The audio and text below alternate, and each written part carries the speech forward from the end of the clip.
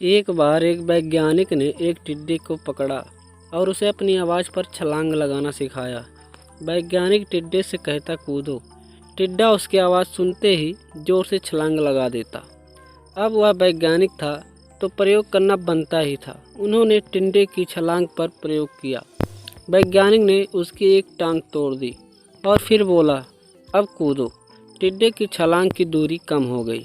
वैज्ञानिक ने उसकी दूसरी टांग तोड़ दी और फिर बोला, कूदो। टिड्डे की छलांग और कम हो गई। अब तोड़ी गई उसकी तीसरी टांग। फिर छलांग की दूरी और कम हो गई। एक एक करके बेचारे टिड्डे की सारी टांगें तोड़ दी गई। अब आखिरी टांग टूटने पर जब उससे कहा गया कूदो तो वह हिल भी नहीं पाया। अब वैज्ञानिक ने अपनी निष्कर्ष अपनी डायरी में लिखा। जानते हो उसने क्या लिखा? जब एक टिड्डे की टांग तोड़ी गई तो वह थोड़ा बहरा हो गया। जब उसकी दूसरी टांग तोड़ी गई तो वो और बहरा हो गया।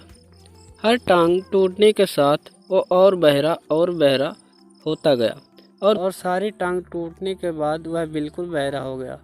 अब जोर जोर से चिल्लाने का भी उस पर कोई असर नहीं हुआ, तो वो अपनी जगह से हिला तक नहीं।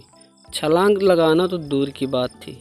इस कहानी को सुनकर सभी को ऐसा ही लग रहा है ना कि क्या मूर्ख वैज्ञानिक था, इतनी सीधी सी बात उसे समझ नहीं आई। या कुछ लोग ये भी सोच रहे होंगे कि ये तो किसी बच्चे को भी पता है कि टिड्डे की छलांग उसकी टांग टूटने की वजह से कम होती जा रही थी, ना कि वह बहरा हो गया था। दोस्तों, हम सभी जीवन में कई बार ऐसे ही मूर्ख बन जाते हैं। कई बार जीवन में दो घटनाएं एक साथ ऐसे ही घटती है कि उनका एक दूसरे से कोई संबंध होता ही नहीं है, फिर भी ऐसा लगता है कि गहरा संबंध है।